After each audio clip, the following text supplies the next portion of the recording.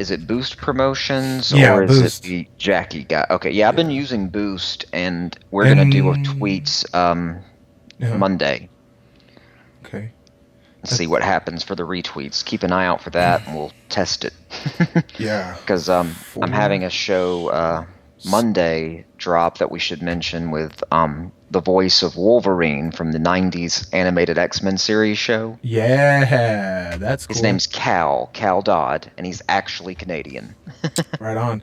And we're live, everybody. If there's anybody watching right now, go ahead and share the link. We're live. Thank you for tuning in to Joint Gnarcissism. And Nice. for those hearing this, you can find this. You can find my YouTube channel at GSMH Productions. Everything that I do is under the same nomenclature because I'm lazy. I'm a one-man team and I cannot run multiple platforms. So, GSMH Productions on YouTube. Subscribe to my channel. You can find me on every podcasting app there is. And on right now, in this moment, we got motherfucking Jay Sandlin.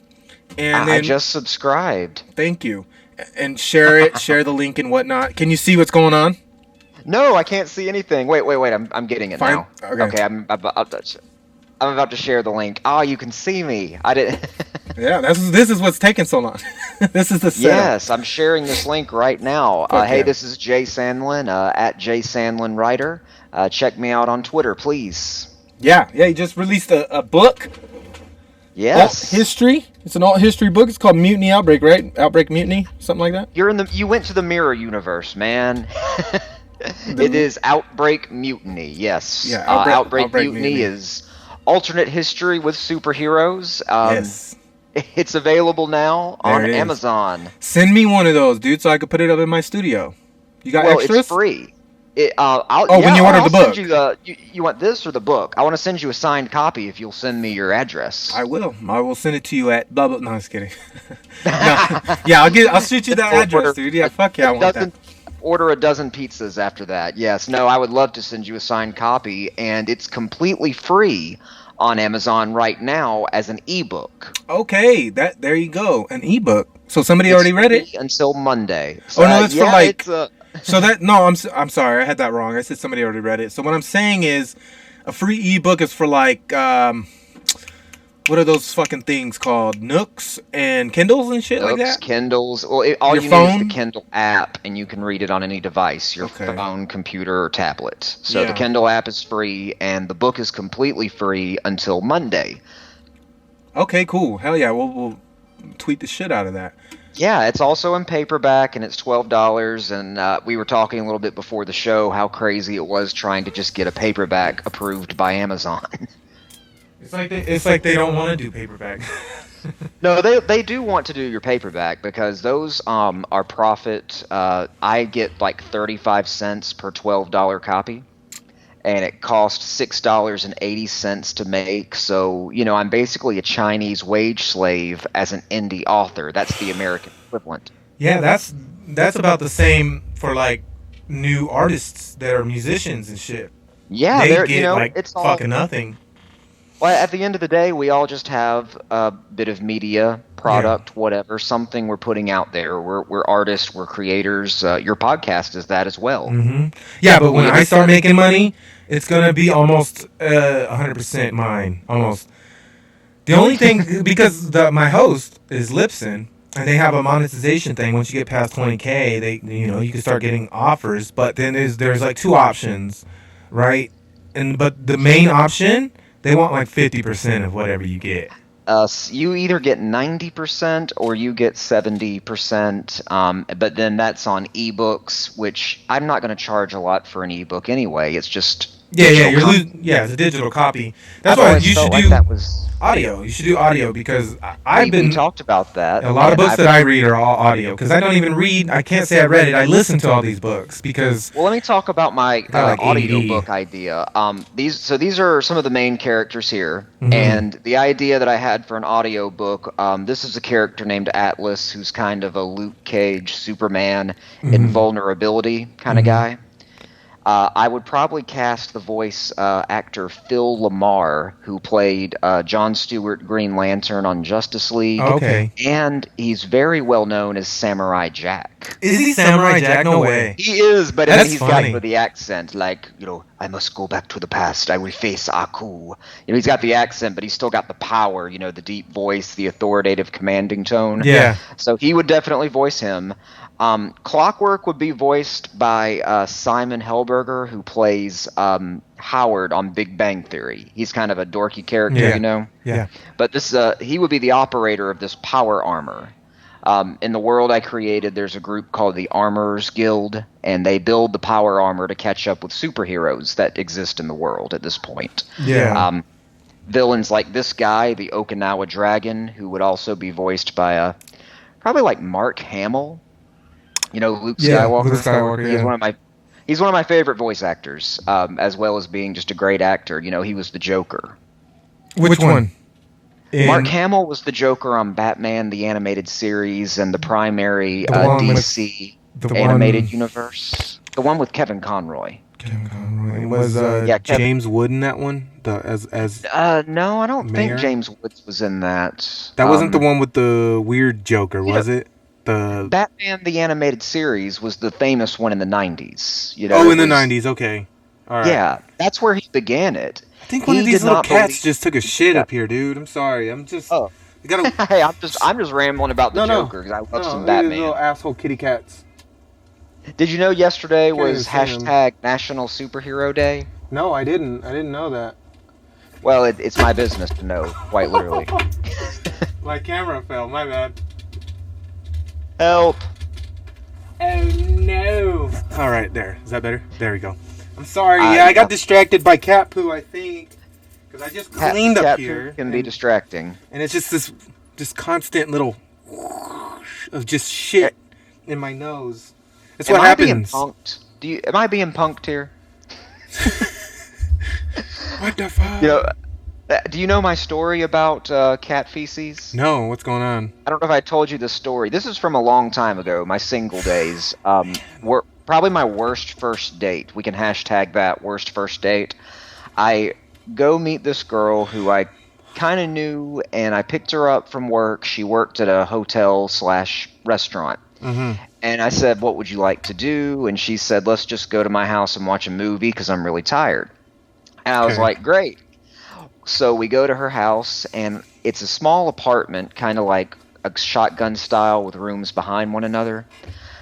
I walk in, and the room is filled with animals and their feces, their droppings. There's like 4 or 5. And she brought you in there? She brought me in there, and I have asthma. No shame. No shame. But my friends listening right now, Adam and Patrick, hey guys, they also have this problem with me sneezing just from one dog. Oh, you would hate my place then. You couldn't. Yeah, come I here. probably would. But this was 7 before I cats. had like an inhaler or medication. So she sees all this animal crap spread everywhere, and she gets a little embarrassed, and she says, I'm sorry. And she grabs a bounty towel and just starts picking it up off the floor. Like, no cleaning, no scrubbing, no spraying. She just picks it up off the floor, throws it away, and acts like it's fixed. That's gross, man. And then she's like, you want to sit down and watch a movie with me? It's like, it's kind of hard right now. I can't even think straight. Actually, being hard was what made me stay. I had a thought. I was like, all right, I can hang out and I can finish the date, see if it leads somewhere, or I can, leave because this is disgusting and I may die if I try to stay here long. And I stayed and nearly died. Yeah, I grew up with houses that were like that. You know, like the hoarder people, the people just. Yeah, I do. We did not have a third date. We didn't have a third, and it went on like when you walked into the next room behind that. There was no furniture. There was just a big beach towel spread out, and she had dumped kibbles and bits on it, and she just left it there all day. Oh, she's so lazy. That was her pet care. And then the last room was the bedroom, which consisted of just a mattress on the floor, which the dogs would sit on all throughout the day. And Wow. But I stayed. I still stayed. That's the punchline. I'm the punchline, I guess. Bro. Hey, whatever. I was It like is what it 21 is. I was like 21 years old. You know, what else was I going to do? It's the perfect thing to do when you're that age is to Yeah. fuck it. Because when you're that age, you're not gonna marry the chick. I wonder what happened. Even to though I her. got married at 20. I see. Okay, 20. I was 25. It's a But good age to I get married. remember- 25. 20 is not a good age to get married. Well, I eloped. I went to Vegas, and that was preferable to me because I hate weddings in general. So I was did the glad. same. I Yeah, just oh, went you to went to county. Vegas? I didn't go to Vegas. I just went to county, stood at the window, signed a paper, went into a little room, said yes I do, and then we went to Tgi Fridays. Oh, I love TGI Fridays. We don't have one in my town. Really? I live in Florence, Alabama. Do you have a Chili's? Well, yeah, we have Chili's. I like of Chili's course. better. I like Chili's better than Fridays. Not barbarians. We have Chili's. We're not barbarians. Hold My on. favorite restaurant, Hold Chili's has gone up in stock for me because Applebee's I don't like anymore. There was this bartender I knew at a Chili's nearby, and every time I would go over there, he would get the lady I was with drunk as fuck. You went with the same lady every time? No, not every time. Oh. Okay, hold on. The kid in the... You want to say hi? Go ahead and say hi. Come here. Oh. I'm watching on YouTube, but we're delayed, so I can't see the kid. See? Say hi. What's up? You want to play with my toy Captain Phasma? No touching. Look at that toy. Ooh, Captain Phasma. Wow. I love Funkos. Do you love Funkos? I'm not a toy guy. It looks I'm like, a looks like Ray's- collector. I'm a collector of Funkos. I have mostly Star Wars, but I'm about to Thank you. branch out to the X-Men. Ooh, X-Men.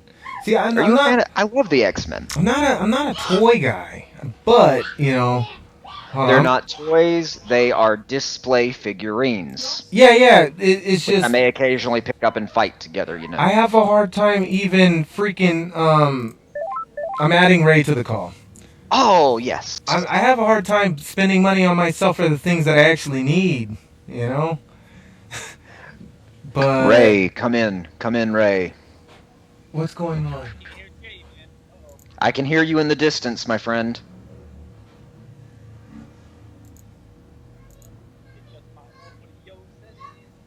No, it's kind of far away. Do you hear him? Yeah, he's super far away. I can hear you now. I can barely hear you still. What about now? That's a little better. It's a little better. All right, what about now? Yeah. Hey, you guys don't have camera? We do have camera. Turn it on. Hold on a second. I will. Turn it I have to go in my. I have to go in my box and get it. We were just talking about toys. She's got to go in her box. I gotta reach in her box and pull out her camera. Let's Oi, not talk about guns. We had enough of that this afternoon. guns.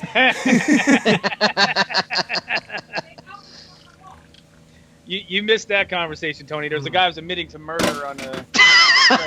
It was violent, retaliatory self-defense. You call it self-defense. I just say he's crazy. It's murder. Can you hear Ray pretty well, or he sounds far away? He sounds at a distance, but I can still hear him. All right. I don't like your attitude, Tony. We can hug it out naked Oh hell yeah! Now we talking. Do I get to watch? in cold There was sheets. a friend in college who always pulled the naked hug maneuver at a party, and you never knew when it was coming. He would just bust out of the bathroom and give someone a naked hug. That's the way to go. Yeah. I got to fight Hey, I naked. can see you guys. We need some light, guys. There we go. Give us some Let light. there, I don't, let there be don't have light. any light, man. God, you I have a guys- Hold on, lightsaber, hold on. you see? Yeah, just Danielle. Fuck Ray. Ray blacks out when you do that. You can't even see anything. He just goes all black. I'm over in the fucking shadows, Tony. What do you You're in You the want me to cut. turn on my lightsaber? I brought my Darth Vader model. Oh shit, Jay, you too old for toys. What you doing? Jay likes That's what we were just talking about was Pop Funkos. I love Funkos. I was wanting to start collecting the X-Men and have Funkos made of my own characters as well. Now we hear. Tony, we can't see you. No, you can't see. Yeah, me? I had to turn on Oh. YouTube to see Tony. Please use it. Yeah, I don't see Tony either, but it don't matter. Well, I see Tony. It's just 3 of them.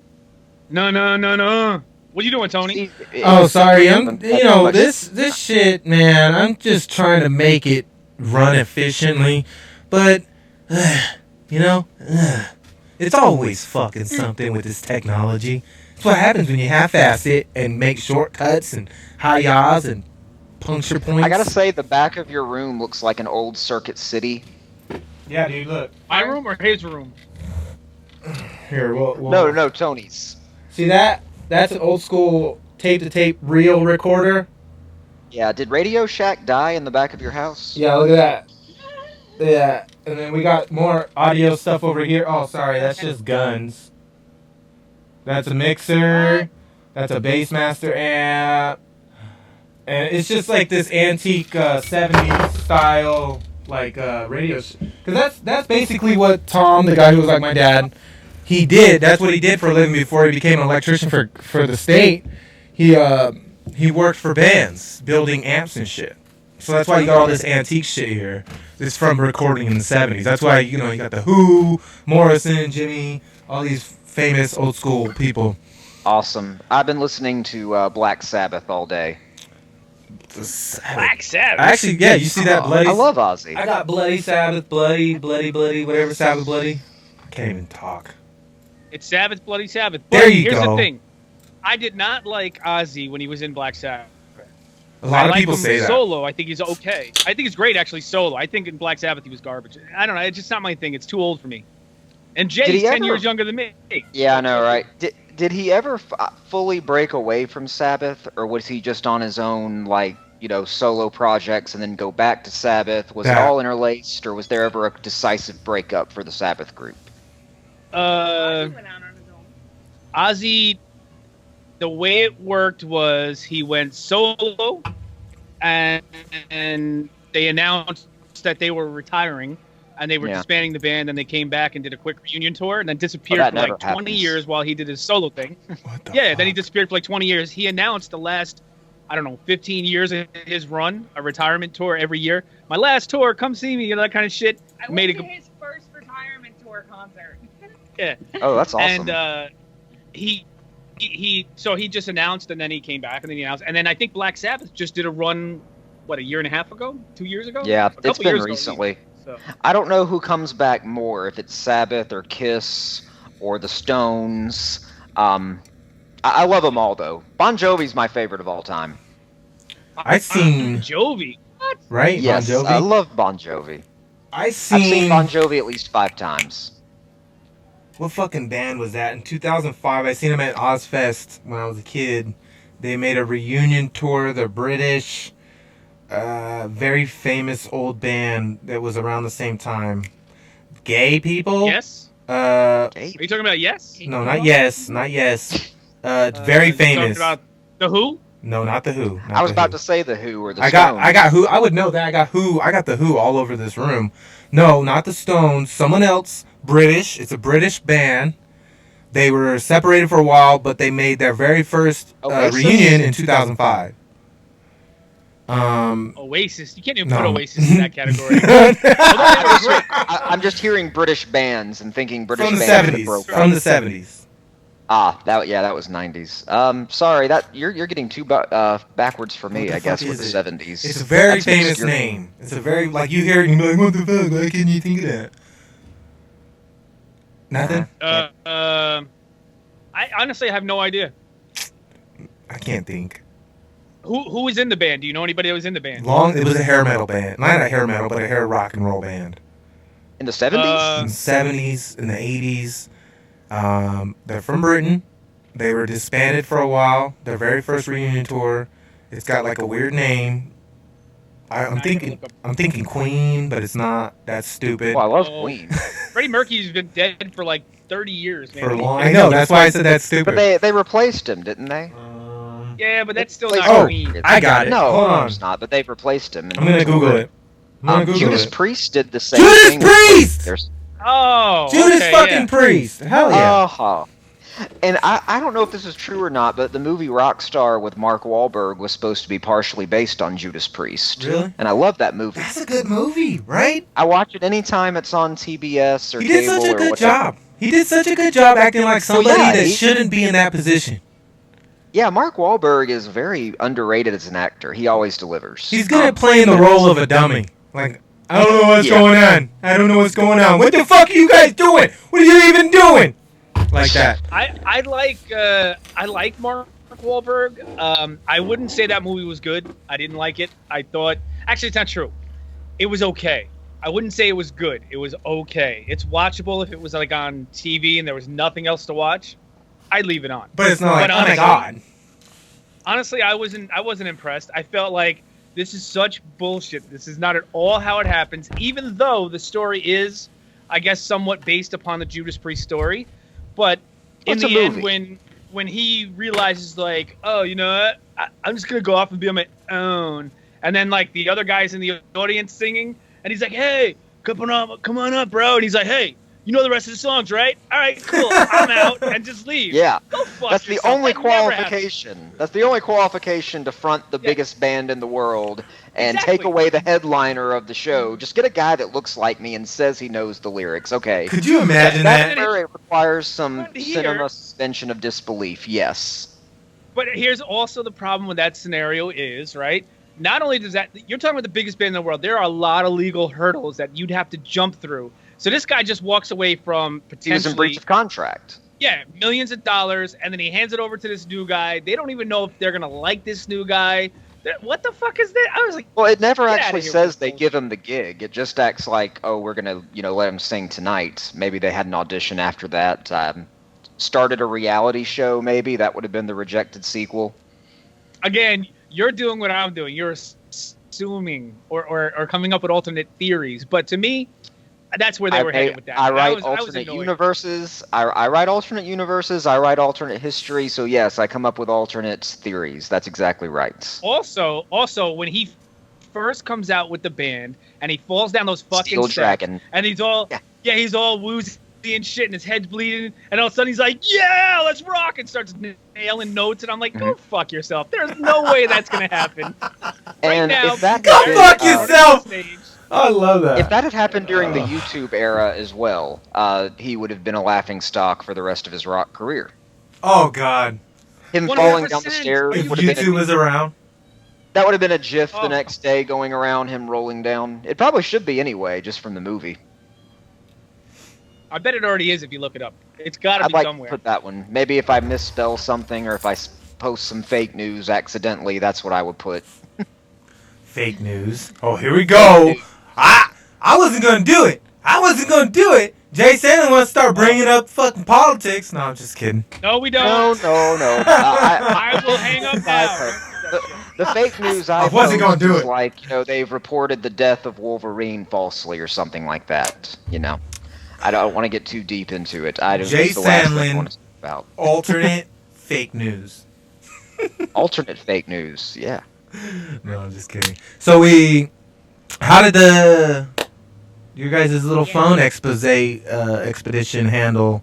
Was there a lot of them trying to upsell you and trying to get you to buy things you don't need? No, not at all. The good thing, we have Metro PCS, which is an East Coast provider predominantly. They're pretty much up and down the East Coast. It's over here too. It's over here too. Yeah. Are they? I didn't know that. Okay. Well, whatever. They're great. They're fucking cheap as shit. The service is good. Whatever. So over here, service shit. Yeah. Over here.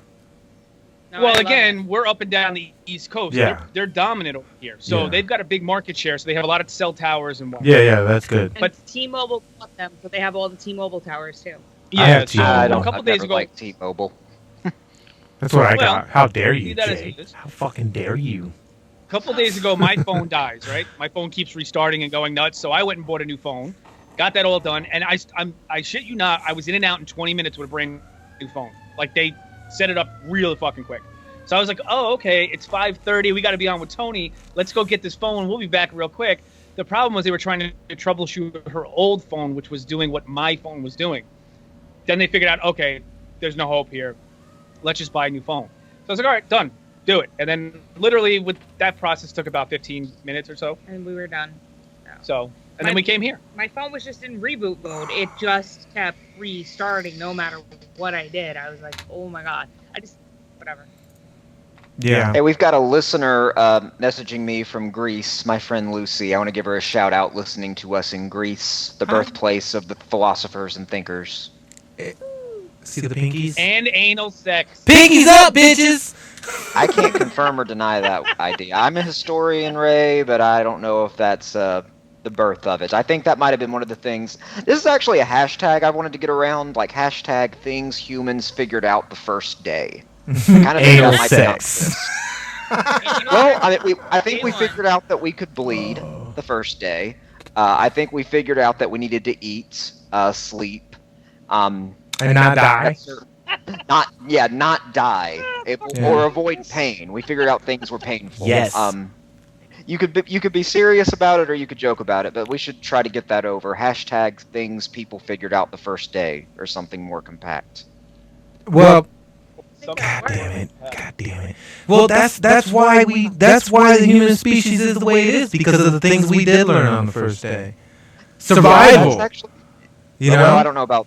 It's, the first day we wouldn't have been able to write. The writing came much later. Yeah, well, the first things we learned is survival. It's like, okay. Survival. I said the Bible. No.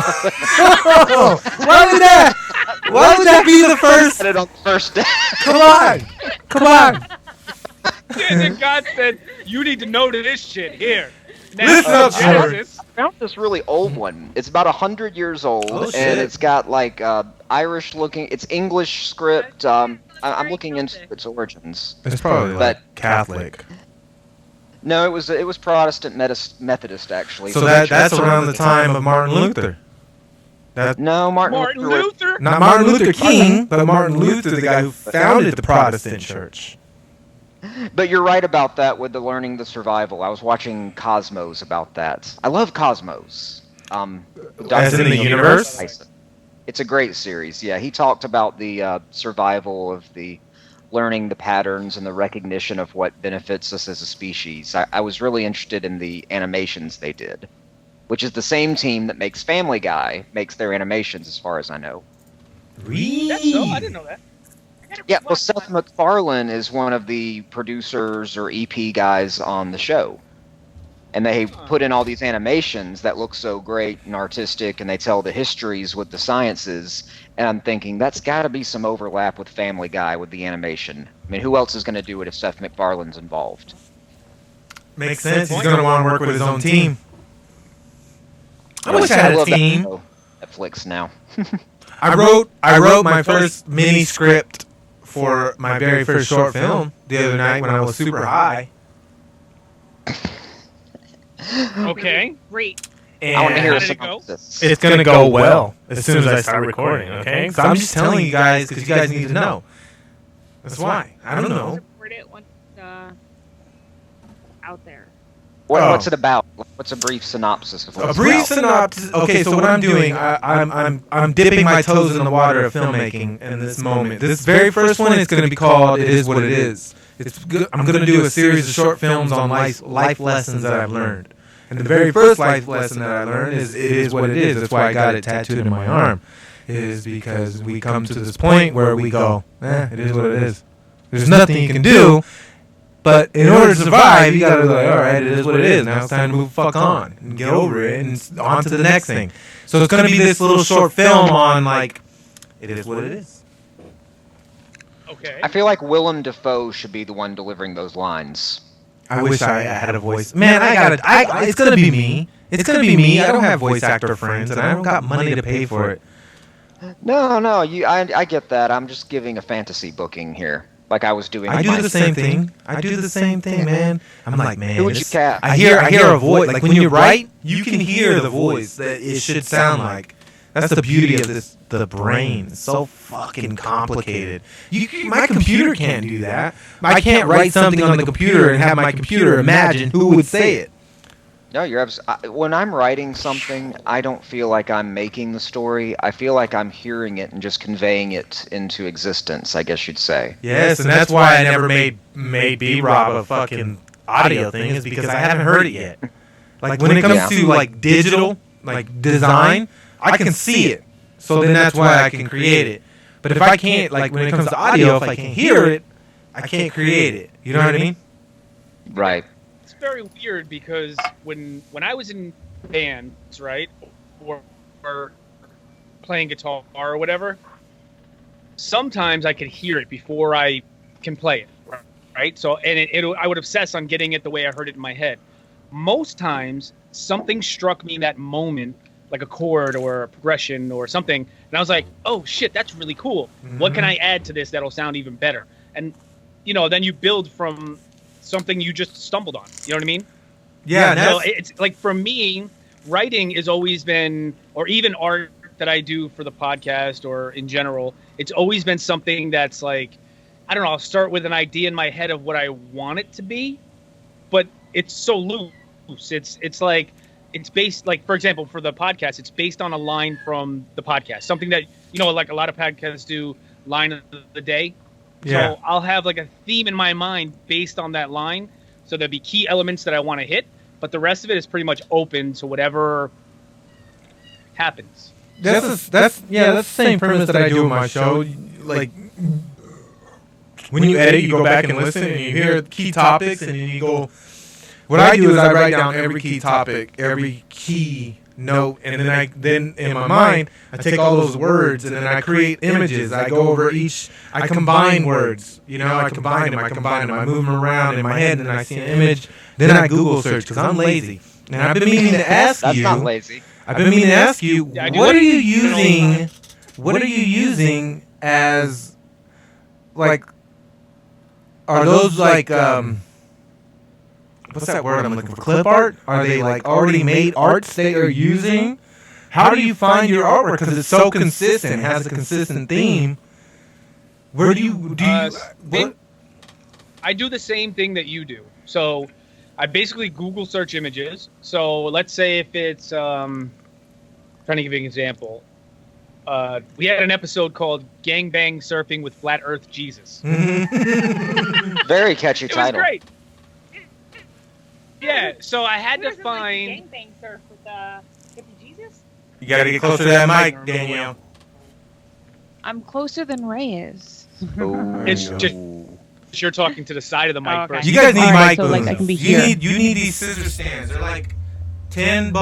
Look at that.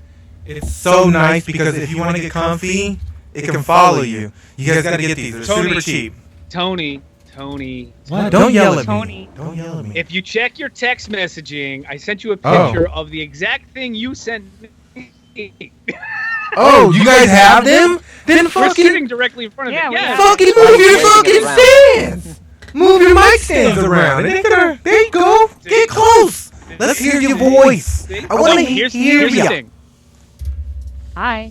Now here's the thing, Tony. Right? Okay. What it is that we're sharing a mic because Skype doesn't allow me to enable two mics at one time. So I don't know how to do it. You need a preamp. You need a preamp. You need to go fuck yourself. That's what you need to do. So here's what we need to do, right? Oh man. Yeah, right. Hold on. With the episode, yeah, go ahead. Got a guest. Say what? Is it a little guest? Yeah. We can't see you in real time. It'll pop up. Well, okay, go ahead. Continue, Ray. Go and continue.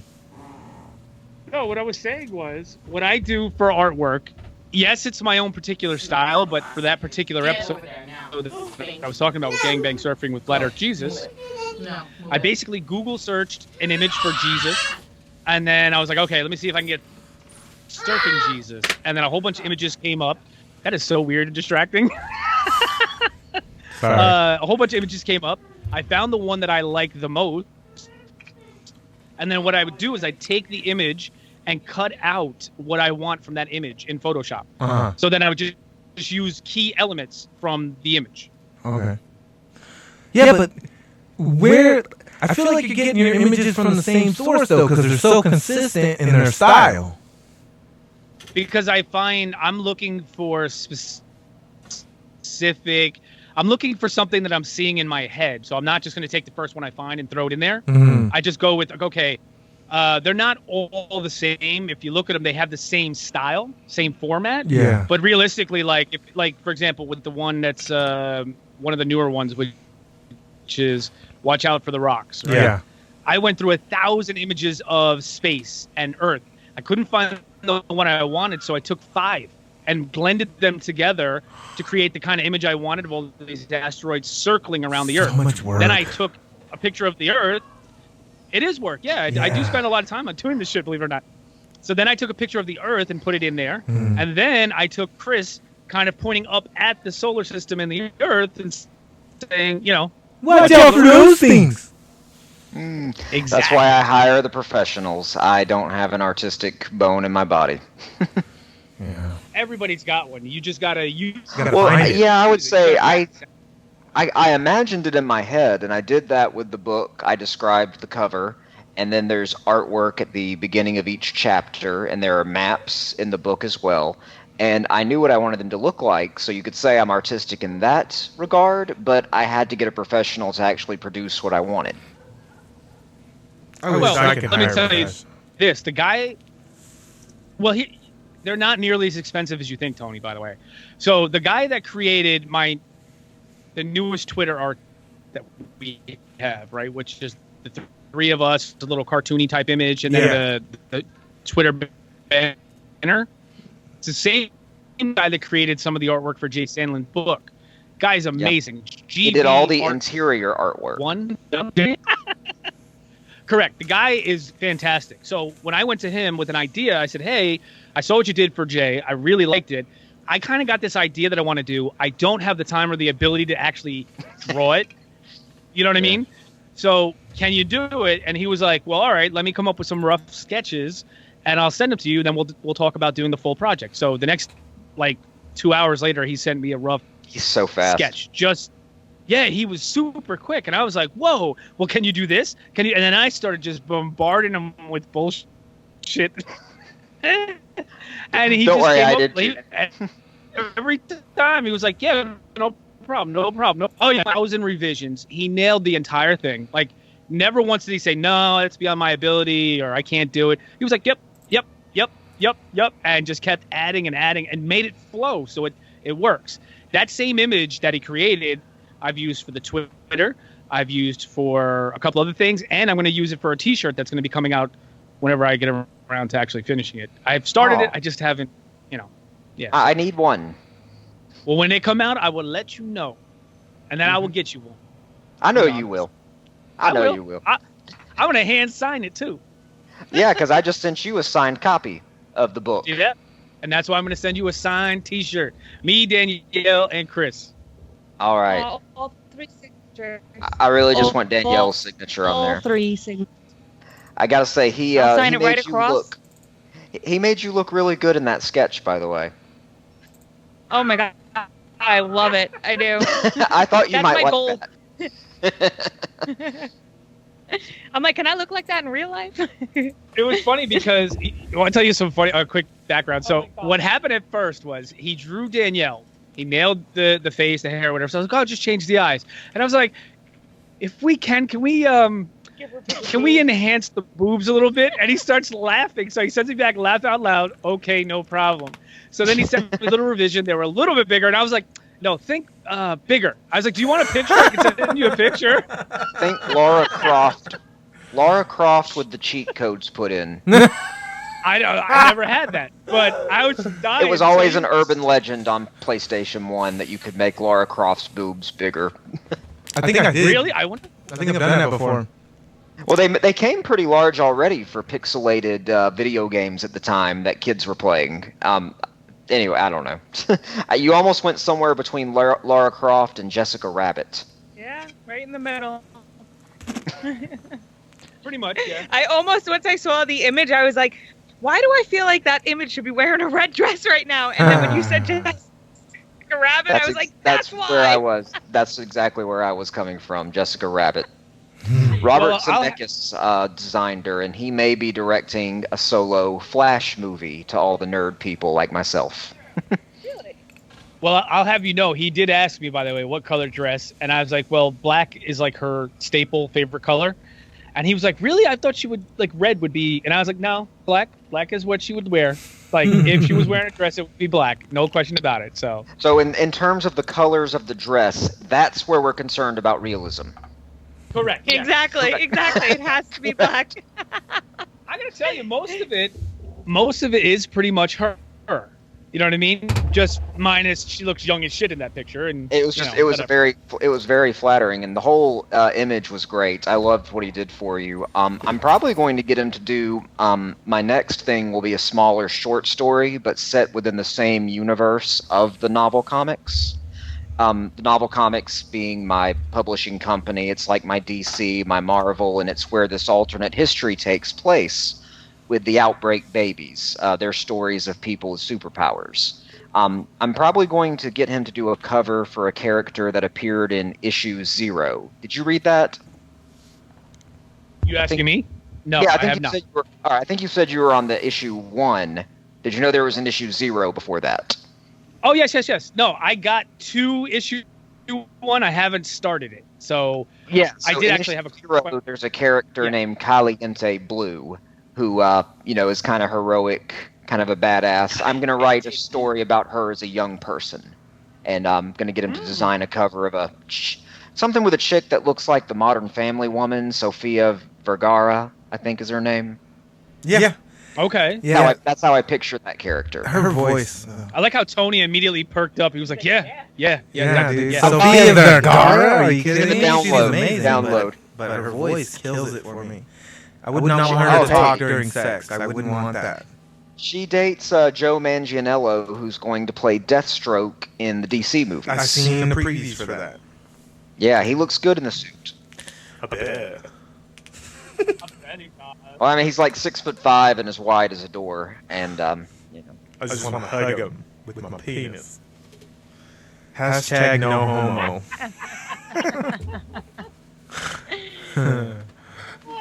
So what have you guys been up to, man?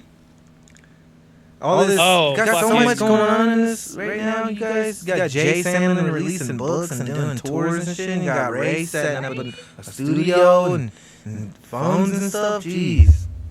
We will be having a blog tour. Go ahead. Sorry. I was going to say, Ray didn't set up the studio by himself. What? All right, Jay. Okay, hold on. I apologize. So when I say Ray, I include the group. Yeah, I was gonna say you gotta include the group. Yeah, because actually we were all here doing. That's just me being lazy. And the decor, by the way, it's because the Twitter is predominantly run by me, but the decor is predominantly Danielle.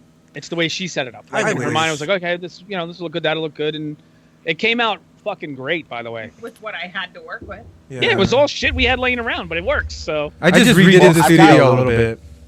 I've got a cool announcement. I think you guys already know about it, but I'll talk about it online. Monday, my buddy Wendell has a podcast, I Heart Geek, and I'll be guesting on it. And the co-guest will be Mr. Cal Dodd, who is the voice actor that played Wolverine in X-Men, the animated series back in the 90s. That's right. I remember you telling me that. So Cal, I found him on Twitter, started talking back and forth, and I only knew it was him because the verified X-Men the Animated Series Twitter talked with him as well and kind of confirmed it, because he only had about 200 followers. He had been around on Twitter a short period of time. You know, it is so nerdy and geeky that you follow that. X-Men the Animated Series. Hey. Yeah, you follow that, which is amazing. I didn't know it existed. You got 10 years on me, but Fox Kids, the superhero shows, Spider-Man, X-Men, and the Power Rangers, I mean, that was the staple of our generation's Saturday morning. That was mine, yeah. And Cal is who I really closely identify Wolverine with. He did the voice kind of like Dirty Harry. You know, like, hey, bub. You know, I'm not very dark, but yeah, very dark. I can tell you, our growing up for me was like Bugs Bunny and fucking Scooby-Doo. Oh, Scooby-Doo. Oh, dude. Scooby-Doo. Yeah, you're talking like the Hanna-Barbera lineup. I remember. Yeah. I remember when I was a kid, probably younger than my daughter, because it was right when I moved back to Cali. It's like 7. And the Cartoon Network had a presidential election for Cartoon Network. And I actually voted, and I voted for Scooby-Doo, and Scooby-Doo won.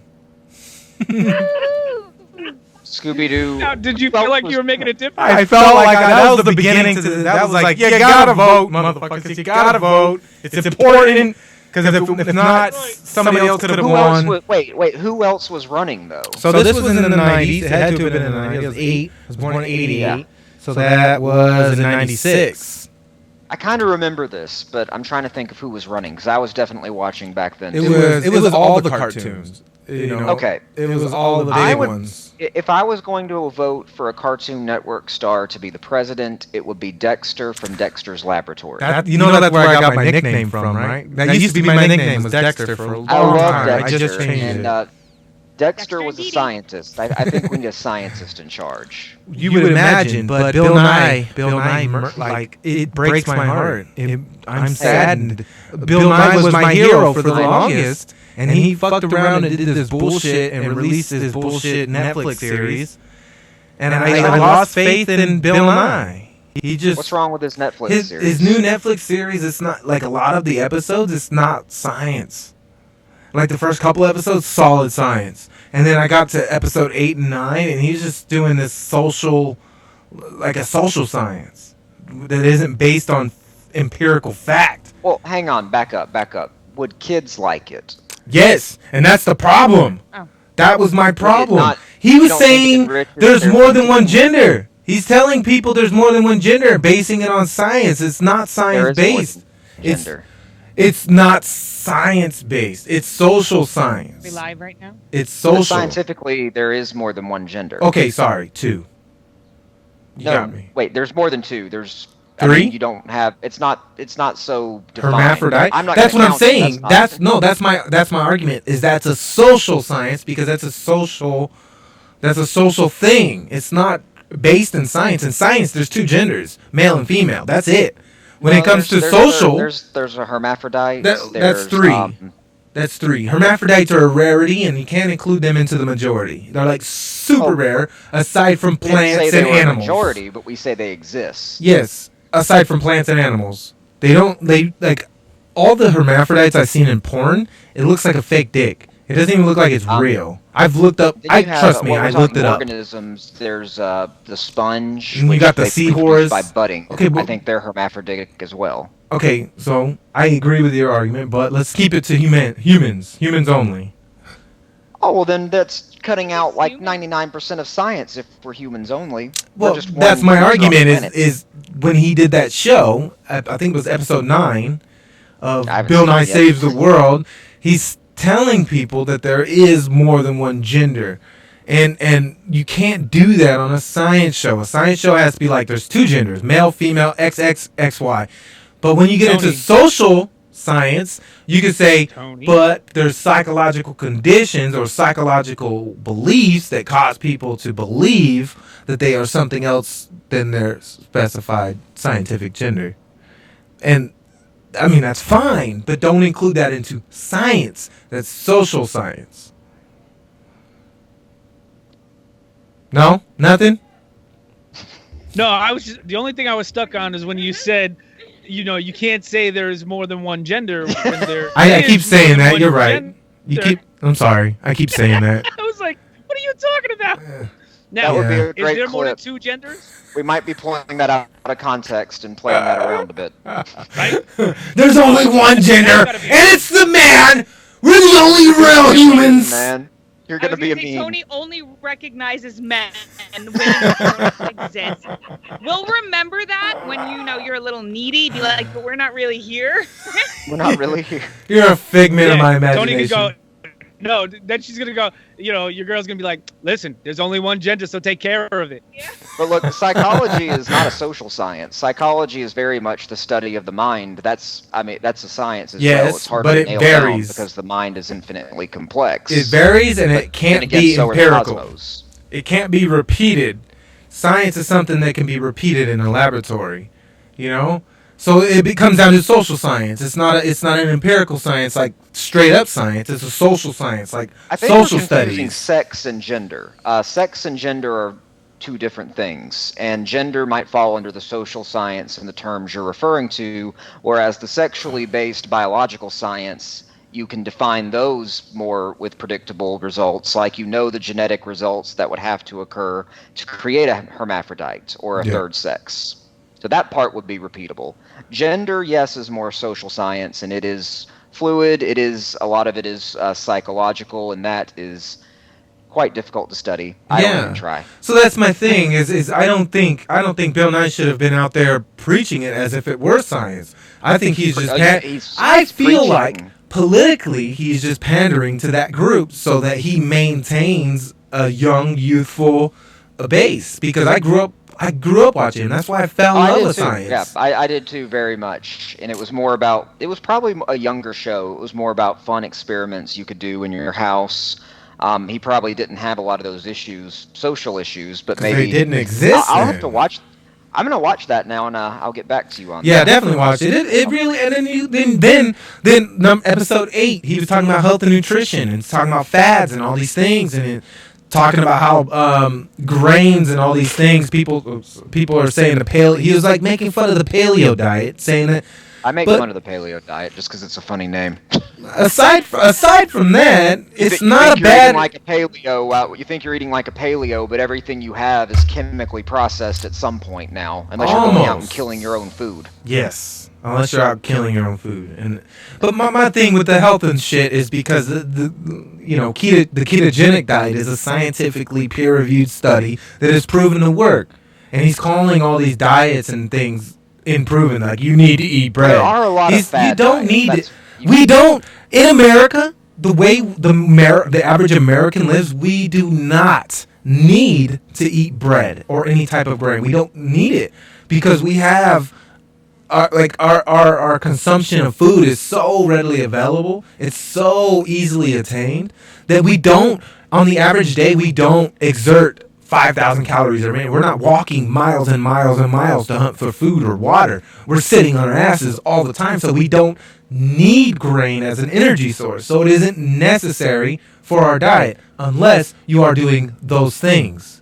You know what I mean? So like that bothered me about that because he's saying all these fads and cleanses and stuff, it's just bad science. But I don't know. It's not peer reviewed. It isn't. It can't be recreated. There are fad diets, though. There are, and they're stupid. There definitely are fad. Like, yeah, there are like definitely scientifically based, like paleo or keto. You know, those are. I went for the diet pills that don't really work. Unless you get the meth-based ones. Lose weight. The meth-based ones will make you lose weight for sure. Those are real, that's how bro. Breaking Bad stayed in business. Hell yeah, it did. Yeah, but Tony. And I'm not defending the diet industry at all. Bring on the contrary. Bring it on. Aren't all diets proven to work if you follow the diet the way it's supposed to be structured? So they're setting forth a guideline, like if you do these specific things, you will lose weight. And all diets are accompanied by consult a physician and you need to exercise. But what happens is they follow what they like in that particular diet. Yeah. They don't do the extras that are required. Mm-hmm. They lose maybe 5 pounds. They give it up in 30 days, and we're right back to where we were. Exactly. Because the habits are extremely hard to break. You're absolutely right. So you're absolutely right, and I learned that in one of the book Habits and Why We Do What We Do is one of the books that I read, and it's saying that habit formation and habit changing is one of the hardest things that human species nowadays can or won't do, is because. Let's say like me, my bad habit is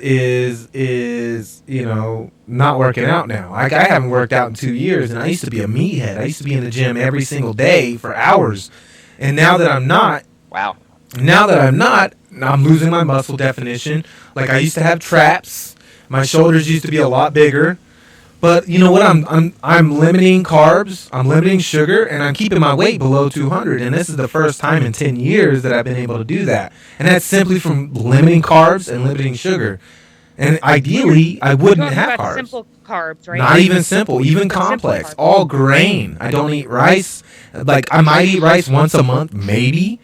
And no, but like you still eat vegetables and fruits, right? Complex carbs. Complex carbs, as in broccoli and beans. I do eat those. Ale. Even the keto diet says to limit those types of carbs, but I didn't. I just cut grain because it's a carb that immediately, if you're not an athlete, it immediately turns itself into fat. It's the only way your body knows how to process it because it's an energy source, and energy sources get stored because went long periods of times without eating in our history, in our ancestral history. Yeah, you're right. And so our body humans needed about 10 square miles per person just to keep grounds for hunting to support their families. 10 square grounds? Is that what you said? 10 square miles, excuse That's me. a lot. You needed a hunter-gatherer needed to live in about 10 square miles to provide enough food to feed his family. And as populations grew, an agricultural-based society became required because you need maybe 3 acres for a family to keep up. And that was what kept people in the same spot, like you were saying, a lack of traveling to find food.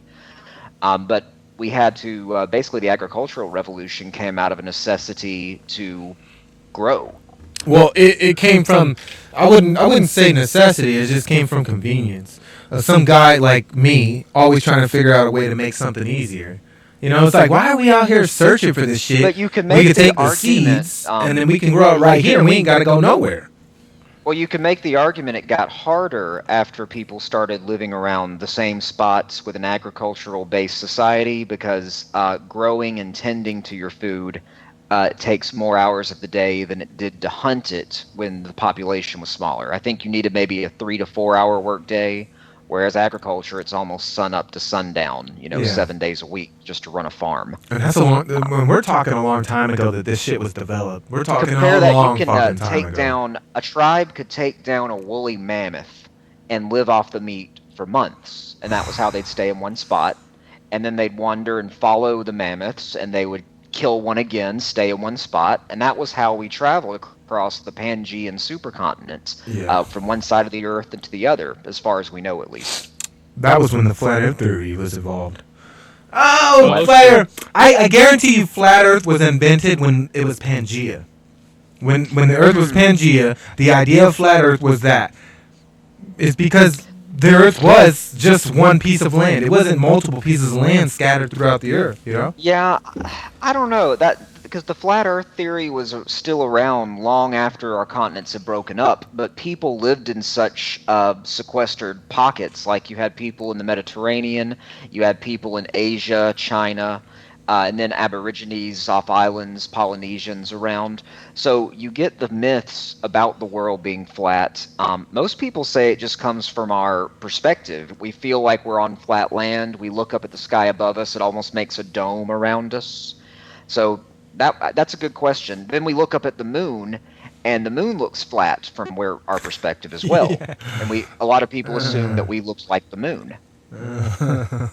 Which we did, but we imagine all the planets in the universe are all just flat.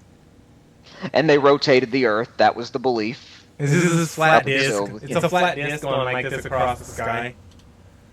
Yeah, there is a verse about that. In the Bible, in the book of Job. Yeah, I've got it here. Oh shit! Like that. Yeah. Job. It says something about the 4 corners of the earth with the, and that's why people swear like, well, if it's got corners, right, it must be flat. We talked about this on our show a while ago. I don't remember what the verse was, but I remember thinking about it. Like, I know what you're talking about. The 4 corners also appears in the book of Daniel, and then in the book of John, Jesus is able to see the top of the earth and all of it, which you can't do if the world is elliptical. The verse I was talking about was Job 38:14 that said the earth takes shape like clay under a seal, which when you put clay on a seal on a signet ring back then, you would flatten it down. So a flattened seal was basically a flat disc. Yeah.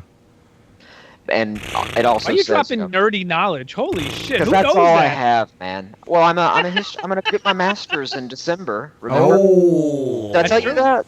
Did I tell you that I applied for graduation? You did tell me. Which, by the way, how does that even work? What? How does that even work that you have to apply for graduation? What does that mean? The universities get another $30 out of you to make your diploma and put your hometown on it and your expected graduation date. You're saying, like 6 months or 3 months in advance, print my diploma with this hometown, and I'm set to graduate this date. Yes, but can I apply now, not having gone to the university? I'll pay $30 for a diploma with my address and everything on it. No, you have to be about a semester's distance away from graduation. Like I lack 2 classes and a thesis, so I've met the requirements to just apply. So can you, when you graduate, can you make a copy of yours, send it to me? I'll edit it in Photoshop, and I'll just put my shit in there. I'll put my. You could, and even change the degree to like master of something. What would you be? I'm gonna put master of the universe. That's what I'm gonna put. That's going to be a film. They're getting a new He-Man reboot movie. No way. They are. You knew He-Man was going to get a reboot at some point. There was a whole thing, and I think He-Man got ruined for me because I saw online that it was a gay cartoon. I remember you talking about that. That's never been confirmed. I think that was always just a joke. It could be just a joke, but the more I look at it, I'm like, oh. Well, so what if it was? So obvious. Is there anything wrong with that? No, it doesn't bother me. It's because gender's fluid. Wrong with I think the idea behind that is they say, Prince Adam turns into He-Man, right? So they were saying like He-Man was really like his true homosexual self was kept hidden, and then he would come out as He-Man. And then Skeletor, his main nemesis, who's a skeleton, was supposed to be like a skeleton in your closet. I never heard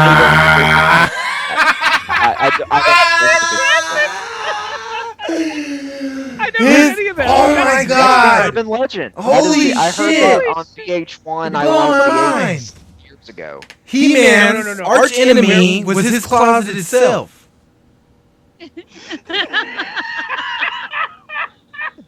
And he would hold his power sword and say, "I have the power," and then he would transform into He-Man. And then he would become an even gayer version of himself. Hang on, no, he's not. It's so true.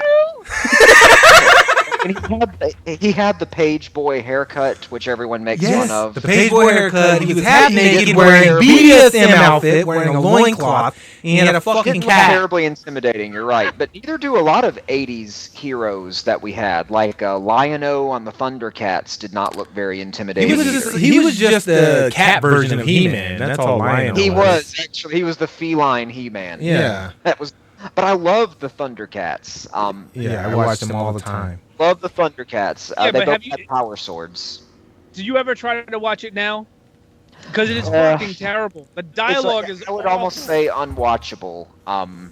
Yeah. Yeah, because especially when he goes like, I used to love it too when I was a kid, and I I'll be remember right back. Sword of Omens, give me sight beyond sight, and then all of a sudden, like, the sword would grow and the eye would open, and you'd be like, oh shit, he's about to get some knowledge. You know what I mean? Sword of Omens. Shit ever. There's a great who is it?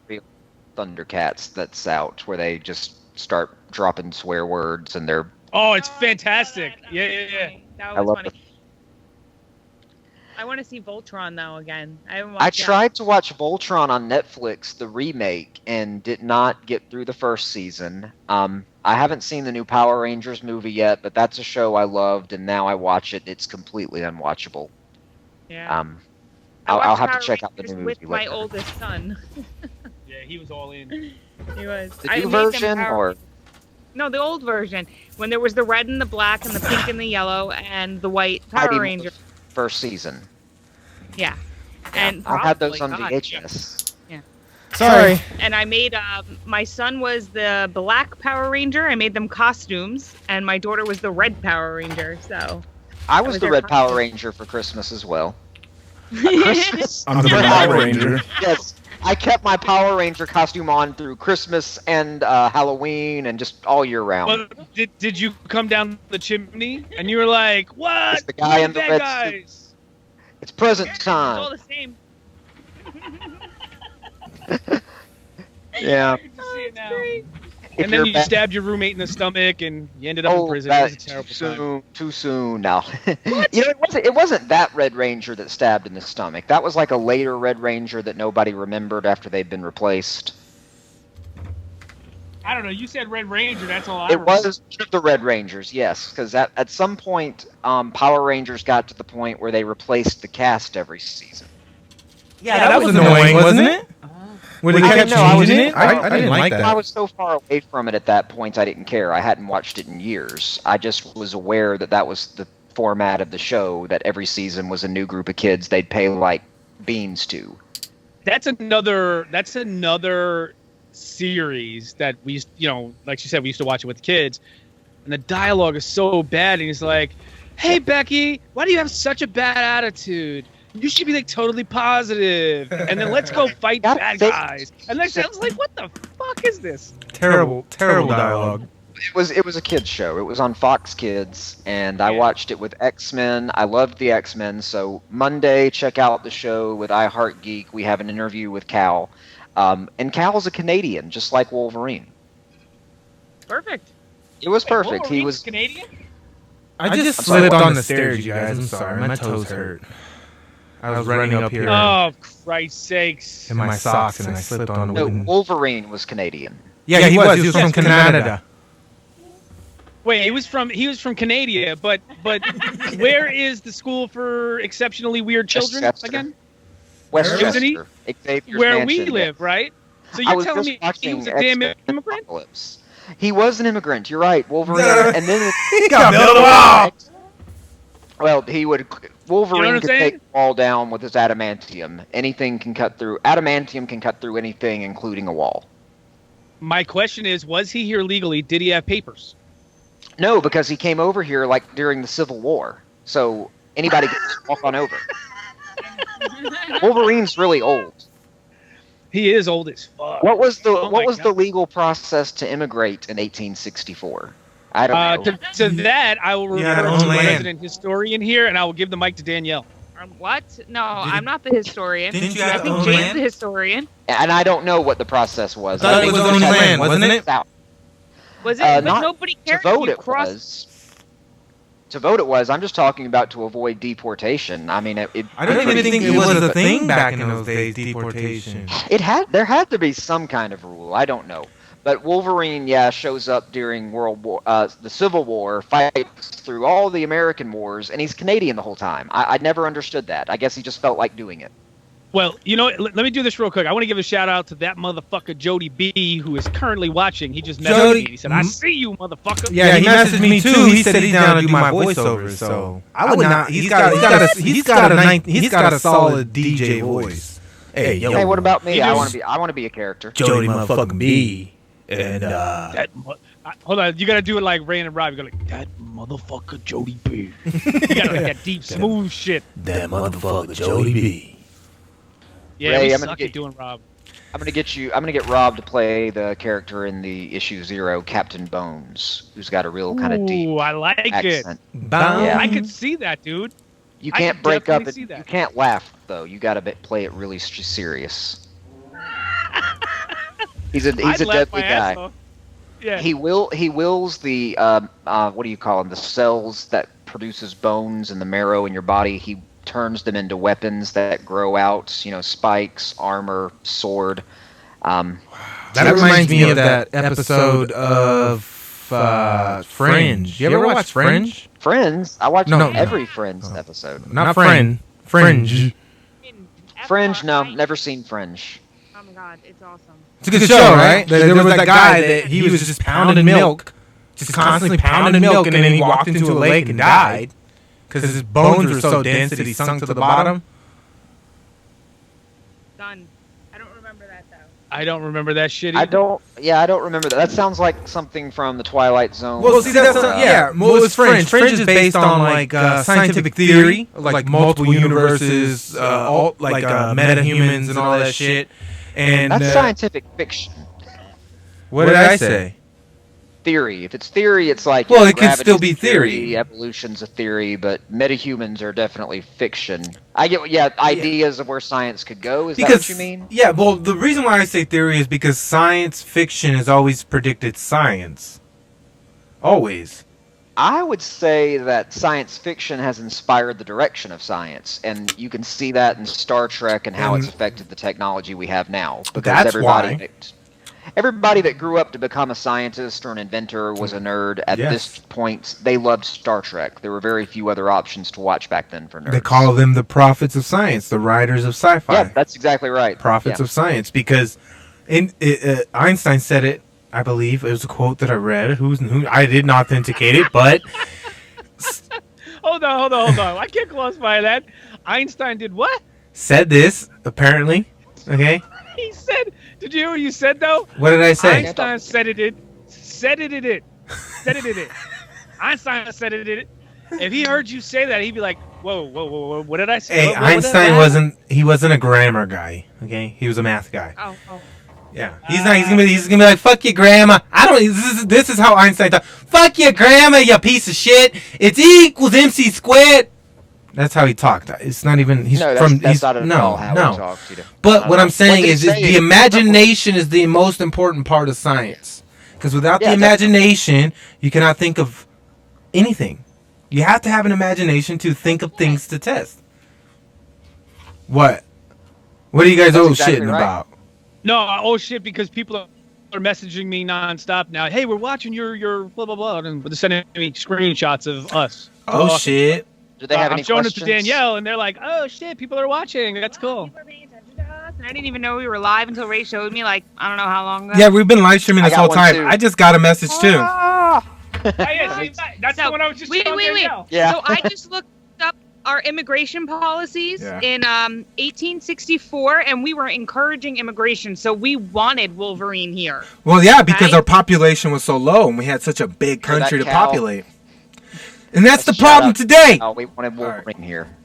Cal, you need to come to the United States. No, he loves Toronto. He loves. I sent him a signed copy of the book as well, and I'm gonna post him. He'll send me a picture when he gets it. And but yeah, check out that on Monday. He also had not returned to the role of Wolverine since that show ended in the 90s, and he loved playing Wolverine. And I wrote an audio, I guess you call it like a radio play that's been posted with the GWW Geeks Worldwide. It's called Wolverine Battle for the Claws, and it was a story of how the Wolverine saga could continue without Hugh Jackman. Part 1's been posted. You can find it, or maybe we'll show a link. And Part 2, Cal's going to voice Wolverine for the first time in decades. That's so cool. Well, I should go hang out with him when I'm in Toronto in 2 weeks. Go find he'll hang with you. Yeah, go find him. I don't know if you guys know this or not, but I am also a writer. I wrote a book as well. His books are love notes to me. Don't let him lie. A whole book. They don't need to know what the book's about. Shit. Well, I wanted to know what the book was about. All right, I will tell you what the book's about. The book is a collection of sexual stories and fantasies, and then I wrote it all to Danielle. So are they great? You guys are gonna love it. How many pages? You could do a whole podcast series on those notes. It's just to Danielle. I actually have these and will read them on the next podcast. I was going to ask if Ray. made public. Ray's going to be so embarrassed. Ray's soft side. It's like super dirty, isn't it? It's super dirty. Oh, absolutely. It's filthy. It's like fucking the dirtiest porn you can imagine. It really is. Horrible. But at the end, you got to submit it to Playboy, bro. You got to submit it to Hustler. Right. Well, sometimes I'm in them, and sometimes I'm like, wait, that's not me. Wait, who's this bitch? Who the fuck is this bitch? No, she meant nothing, baby. You know I love you. It was a joke. She was nothing. She's nothing, baby. I told Tony I was gonna go see some indie wrestling tonight after the show. Oh yeah. I love pro wrestling, but indie wrestling, you never know what you're going to get. It'll be either really good quality or like guys in their t-shirts wearing hockey pants, you know? Hockey pants. Well, that's a reference I don't get. Show, man. No, there's... My oldest did backyard wrestling. Yeah, I'm wondering if it's going to be like backyard wrestling in an auditorium or... Yeah. Which they do. They have little setups for that, too. They're looking into that now. Oh, wow. The last time I take some pictures. Experienced backyard wrestling, I'll I was be posting them tonight while we're at the show. It'll either be me asleep in a folding chair, or I'll be, starting a chant or something. You drink, right, Jay? Yeah, not tonight, but I like to. I have good Jack and Coke. Yeah, but not tonight.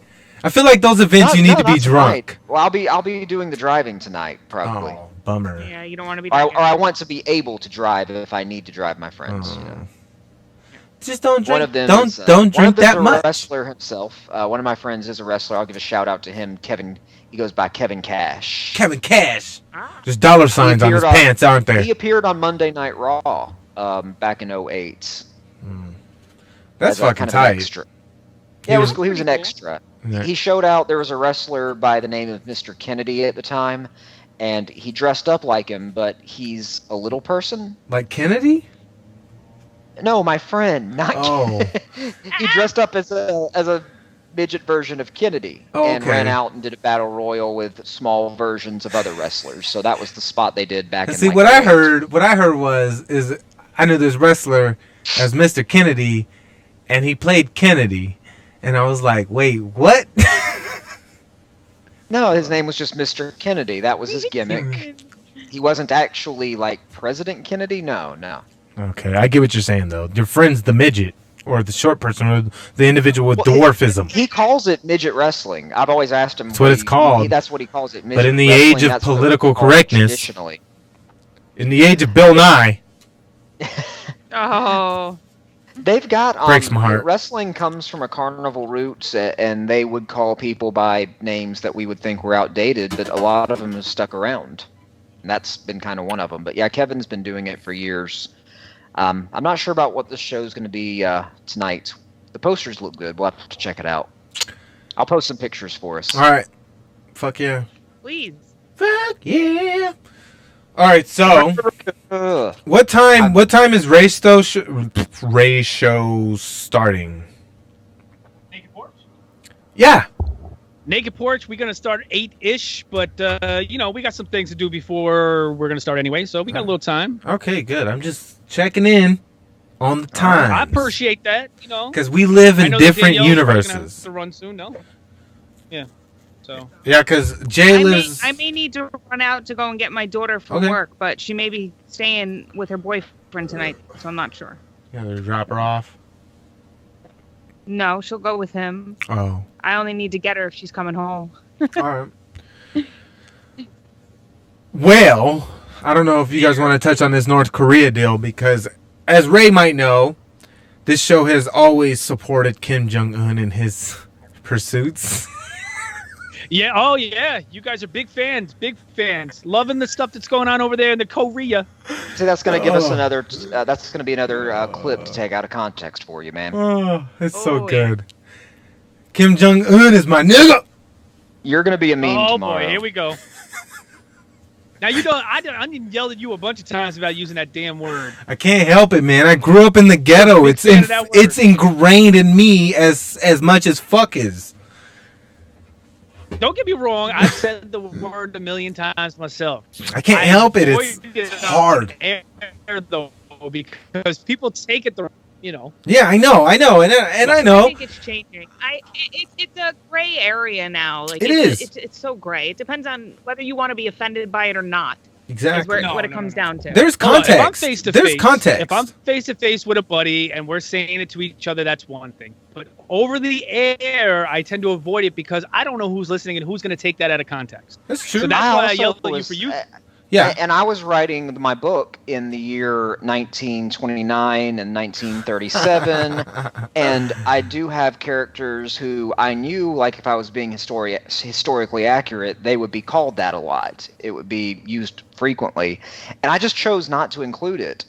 It's hard, I just chose. It's gross. It was a choice for me. Like I would just never want anything to stop it from getting out. Like I wouldn't want to have it taken off of anything just because of that. It just wasn't important enough to me to put it in to even have it be a fight. Yeah. See, in my mind, Sorry. there's context and there's perspective. Now, where I grow up, GA, it's permissible. It's okay. It's a free for all because that's a camaraderie term. But when it's GER, that's hate. That's just absolute. You think this person is below you. So that's why when I use the word nig. See, now I don't even want to say it. Now I'm going to sound weird saying it. Because it isn't fucking natural now that we're talking about it. The GA one, I would say all the time. Like, I'm surrounded.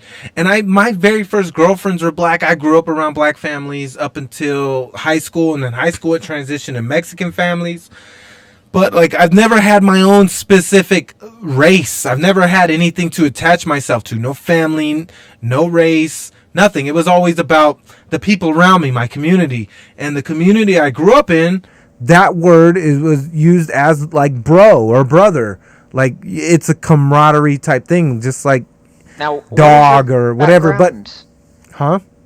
Now, what is your background? Your parents were. Well, I don't know. Like my mom's white German, I think, and some other shit, and then my dad is Mexican, but my mom doesn't know his name, so I have to assume she doesn't even know if he's Mexican because he could be Guatemalan, Salvadorian, fucking Puerto Rican. He could be anything, and my mom's ignorant ass could just be like, "Oh, it's Mexican." You got to slow down a little bit here. Did you just say your mom doesn't know your dad's name? Yeah, I have no clue who my dad is. None. I don't even know. No. Slow down again. How did she just met him like what on a one night stand? My mom was a hoe, bro. How is that hard to understand? You can't say that shit. It is true. It's true. It's true. What do you want me to say? It's true. My mom was a hoe. If my mom doesn't even know my dad's name, she's a hoe. It's simple. Well, there are plenty of babies out there like that where the dad doesn't even know their baby exists because the dad's a hoe. So it's all even. And hold on. I'm not saying I don't have those. Does she legitimately not know, or is she just saying that because she doesn't want you to know who this asshole is? No, trust me. My mom is on the ignorant level 1000. She wouldn't even think that deep to be like, I don't want him, unless my dad is El Chapo, and she doesn't want to know my fucking dad is a drug lord. This is the only way. Dude. Trust me. My mom, like you guys see your mom in this light. Like I bet your mom's probably intelligent. Your mom probably thinks things through. She has a bullshit meter most likely. My mom does not. My mom actually fell for a Facebook scam that said that they needed her bank info and she gave it to them. My mom got married at 14. She dropped out of 8th grade. That's my mom. My mom didn't have a chance to raise me right. How do you get married at 14? She's from Kentucky. She's from Kentucky and she's 50 in July. You can't do the fryer at the mall, but you can get married, yeah. In Kentucky? Yeah. No, 50 years ago. Did they have to sign a paper? Yeah.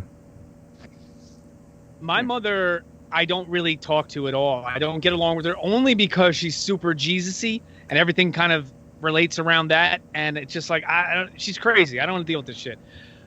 Go ahead. His mother believes the Bible word for word. Word for word. I'm going to make a reply to motherfucking Brody. My mother also was a lesbian. Now, this is how fucked up my family is. I'm going to throw it out there to you guys. Okay, motherfucking Jody B, he said his mom didn't know his dad's name either, but now she's lesbian. Yeah, he just said that. My mom was lesbian, but now my oldest brother, who she had when she was 14, is now dating that girl she was dating when she was lesbian. And he had a kid with her, and that's... Okay, so, like...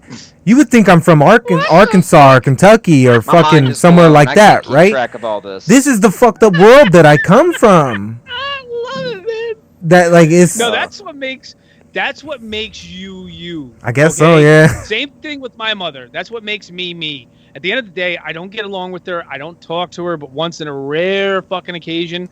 But everything that I went through growing up till now has made me who I am. Yes. And thank God I met Danielle, and her mother was fucking great. Don't get me wrong, she had her flaws too, but she was great. I was like, yeah, she had her flaws. My mother was okay, sorry. My mother was good as she got older. She went through her midlife crisis and was a little out there, so. Yeah. That's a part of my theory. That's a part of my theory that I'm trying to apply to my kids is like all this shit that I learned late in my life, I think I could teach it to them young in their life. And I think that's why it's important to have both parents and to have like, somewhat of an education to understand the world. Because these things that I've learned late in life would have been great to know early in life, No, that's great. I admire you for overcoming that. Oh, shucks. I'm about to head out to my wrestling show. I'm going to give a shout out to my friends Adam and Patrick. And I guess you guys will continue or head on. But before I go... Ray's already got a copy, and Tony, send me your address. I'll send you your signed copy of Outbreak Mutiny on Monday. It's on Amazon right now. Yes, on Amazon right now. It's a free ebook, Alternate History with Superheroes. Check it out. Free for the next 3 more days. Yeah, and if you guys want to use B-Rob from Random's Rob's Amazon banner, go to that. Yeah, you go to Amazon banner on B Rob on Random Ramblings of Rob podcast. Go to his Twitter or his what am I saying? Website. Click on the banner or wherever. Go to his website, randomrobcast.com. There, I didn't know his website. See the banner. It's right at the top. Click on that banner. Order the book. You're gonna love it. Now, quick question, Jay. Before you go, your book. Jay, you can get it on my page too at J Sandlin Writer. Don't go all the way around. You can go just my pinned tweets at J Sandlin Writer. There you go. You can do that as well. Look, yeah. I do have a question, Jay, before you go, and I was curious about this. So the characters in your book, just when they're about, I guess, to die, is when their superpowers activate. Perfect. You're holding them right up there. Yes. The guy that you have your pointer finger on there, the big machine-looking dude. Oh. Yes, well, that he doesn't guy. have superpowers. That's what I was going to ask you. So I was going to say, how in the fuck did he get to look like that? Alchemy. His brain, bro. No. His brain. Okay, I'm glad you asked that. There's factions in this book, and the ones you mentioned with the superpowers, the heroes, are called the Outbreak Babies. Now, they gain their superpowers naturally, and it's through some great tragedy, like you said. Clockwork is not an Outbreak baby. He is a made man. He's a pilot. He's an engineer that built this suit, and he pilots it from the inside like a steampunk Iron Man. Okay. So he's inside the suit. Sense. He built it. He's a made man. Made men wanted to help the world just like the Outbreak babies, the superheroes, but they do it through their minds. Ingenuity. They say they bring peace through ingenuity. That is the tagline for the Armorers Guild, which is the group that guy Clockwork starts. So there's lots of people in this world, or a sizable number, that pilot these suits as a part of the Armorers Guild. You'll read about some more of them as you go, good and bad. See? That's what I was just curious about, because I remember looking at the cover, and I'm like, what the fuck? How does this guy get that superpower? Does he turn into a robot? What happened? No. Metal. His power, well, that could be a power. I mean, that in the future we could have someone that actually turns into a power armor. But yeah, power armor is like a product of the Industrial Revolution in this world, and people really pushing to catch up with the superpowers. It's almost like a race. Okay. Well, there you go. Yeah. So that was a great question, and be sure to be keeping me up to date on what you think about the story. I'm really excited to hear what you think about it. I'm going to read it when he's done, which will be in I don't know how 5 long. years. Oh my God. I might steal the book from him and read it. You have 2 copies. You have 2 copies. Mine's coming to you. I just mailed it Friday. I'm reading the one you touched. That's the one I want to read. Boom. Oh my God. It's your way. All right, guys. I'll see you tonight later on. All right, later, man. Enjoy, brother. I'll be tweeting you pictures of wrestling tonight. Thank you. Be sure to retweet that stuff. We will. Thank you for joining us. Jay. Peace out, Jay. All right. Man, fuck that guy. He sucks. This motherfucker. Jay, I love you. I'm just fucking around. Ray loves Jay. What is going on? I actually write it, I write Ray loves Jay with the heart between us, and then I rewrite it again and over on a notebook just to, let him know that I really love him. You know how that goes. Oh, shit, Danielle's about to do it up on the whiteboard. Hey, you guys got all that shit that I got you? All those fucking links, dude? Hey, what you need to do if you want to do that on your own is find shit like that. Is go to download an app called Stumble Upon, and it has Stumble Upon. Yeah, and it'll you put in your interests, the things that you're focused on, science, sci-fi, whatever, and then you hit a button, Stumble Upon, and it randomly searches websites on the internet that cover those topics, and that's what I was doing that night. Is searching. What is this internet you speak of, and how do I find it? It is digital. Okay, so if you don't know what digital is, okay, so it's like fake. It's like these weird invisible signals that things grab out of the air. Oh, here we go. And there's like this whole web. There's like a whole bunch of them. It's like billions of them. It's like a spider. It's like a spider, and the spider finds you your content in that web of information. Wow, that's really freaking cool. Yeah. It's like all the people that are connected, that are all sharing information into this web, is we can access all of it. You know what I'm saying, dude? Hold on, there we go. Look. Yeah, that's it. I guess it was blurry, but whatever. I assume it is. It was blurry because it's too close to the camera. Fucking camera, piece of shit. Fuck fucking camera. Fuck you, camera. Yeah, that's it. No good camera. That's it. That's the app. That's where it's at, you guys. That's that shit, yo. It's a good app. I've been using it since like 2010. No, 2009. Since I was in college. Oh, so you think you know some shit now, huh? You're better than people now, huh? Because you use apps now, huh? Yeah, something like that. Hey, no, but you find some cool ass shit on there, man. You find a lot of cool ass shit on there. Offline You're right. survival app. Oh, hold on. Sorry, there's an offline survival app. There you go. See? Now, there you go. Now you don't even need to have internet to have a survival app. See what I'm saying? What Stumble Upon does for you? It's just random. It's all random. It's all random as shit. So I see y'all fucking got that board filled. Look at this is my whiteboard. Y'all see our whiteboard? Look at my whiteboard. No, we don't have the YouTube up, and I can't see you. Hold on. Oh, you can't. No, just look on Skype. No, Skype doesn't have the camera feed. No? Well, it's a blank board that says Joint Gnarcissism. It's about the same size as yours, but it's blank.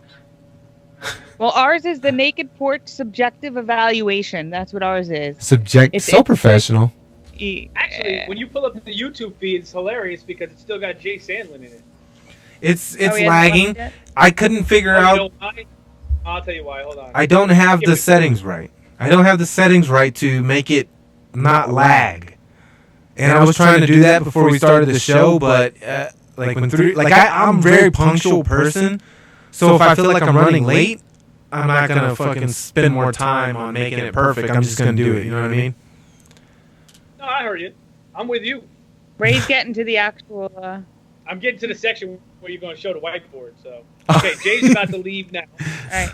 Still got a while. We're almost there.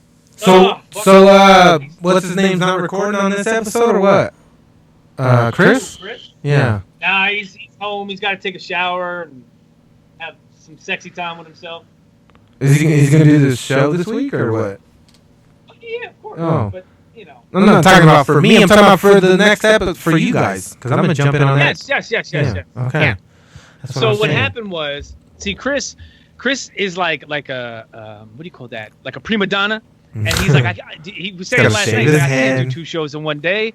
He goes, I got too much shit going on. So, he's really worried about his creative spirit. He doesn't want running out of juice too much. He doesn't want to run out of juice. When he gets to our episode, he's out of steam and he's like, oh, this sucks. Yeah. What the fuck? So I'm like, all right, relax, calm down. So what he's going to do tonight, he wants to be the 3 of us, and then we could just sit there and, like, he wants to unleash a bunch of shit he's been holding back because we've had guest after guest after guest. And I'm like, we actually recorded a few episodes with just us, but after the guest he's exhausted. So he's like, fuck. So we run out of steam like 25 minutes into the episode, and it's just really like a steady decline of nothing. Do you not want me on your episode this week?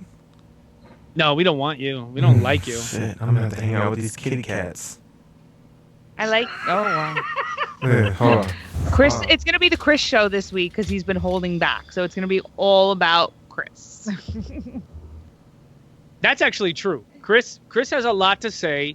He's actually been doing podcasts in his kitchen by himself, where he's been recording with his cell phone. So he's doing a bunch of solos? Yeah, like he's been recording on his phone, like an audio vlog. So what happened was, a while back, he comes up with show ideas, right, when he's high. And I'm like, then he forgets them. And he's like, dude, it was so fucking good, but I don't remember. So I'm like, why don't you just put your cell phone down, set it to record before you get high, and let it go. So he started doing that. So he'd smoke a bowl, hit record, and then be like, all right, whatever comes out, comes out. Next, what the fuck is that creepy? Why do you have those rodents in your fucking house, dude? That is not cute. That's gross. Anyway, the point is, he then like figured out, all right, I'll do that. I'll smoke a bowl. I'll hit record and see what happens. And it's some of the funniest shit I've heard in a long time. Because, when you're in that high creative zone, you're just saying shit. You're not performing for anybody. You're just being you. Mm-hmm. But some of the shit he said, and I wish I could remember it. I was like, dude, you got to give me the audio for this. I will cut clips out of it, use it like as segment bumpers instead of playing some dopey video game thing. I'll say, we'll be right back. Throw that in there. and it'll just be some weird shit that people are like, "What the fuck is that?" You know what I mean? Yeah. But it's funny, so why not? Yeah, no. You know. Yeah. No, fuck yeah, that's cool. Yeah, I don't know. Like whatever. Yeah. Fine. So Chris doesn't want me. Fine, I get it. I know. Mean. Well, you know, I get it though, because it's one of those things where it's like, when you have a guest, it throws off your natural flow because you're trying to focus on the guest and get, you know, their take on things. You don't want to keep dominating, but you also want to be yourself. So yeah. Chris likes it when it's just the three of us, because he is quite a powerhouse in the sense that when he's high, he'll just bulldoze through a conversation. You can't get a word in. I want to have a conversation with Chris, because me and Chris never really had a conversation before. I feel like me and him would have a really good conversation. Oh, undoubtedly. I think one day we should get the two of you together as a crossover. You guys record, whatever, an hour and a half for your show, an hour and a half for our show. However you guys want to work that out is fine. And just I'll put you two together and you guys could sit down and just shoot the shit. Because honestly, I think it would be a great show, especially if you two smoked a bowl and then just let loose about whatever. That'd be good. I mean? I've been wanting to have a conversation. I've been wanting to have one of those deep fucking philosophical conversation with Chris for a while. I was hoping to have one during the election, but that never happened. So, I don't know. It got contentious. I fucking hate politics, man. I got into it yesterday. It's so frustrating. It's frustrating, man. It's hard. It's hard to deal with, because there's a part of it where it's like, duh. And then there's a part of it where it's like, well, now you got to take all those hundreds of motherfuckers that are involved with politics, and you have to take their point of view. It's very fucking... It's too... you have to take yourself out of it too much to really pay attention. You know what I mean? Because a lot of times we all want to just voice our own opinion, but it really requires a perspective, not just your own perspective, to really truly understand politics. Because you have to think there's 350 million people in this country, and we have to think in their perspective, in the 350 million view perspective. That's where politics comes into play. And yeah, it's tough. It's fucking tough. And a lot of people don't like talking about it because it's tough. I hate talking about politics. Yeah. I'm not going to lie to you.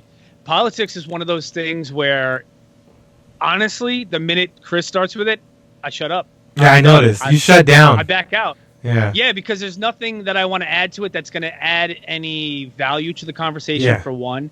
And I can't stand people with their hard-lined opinions. Good, like whether you're pro-Trump, against Trump, for Hillary, against Hillary, I don't care. I don't want to know. Just you do you. That's fine.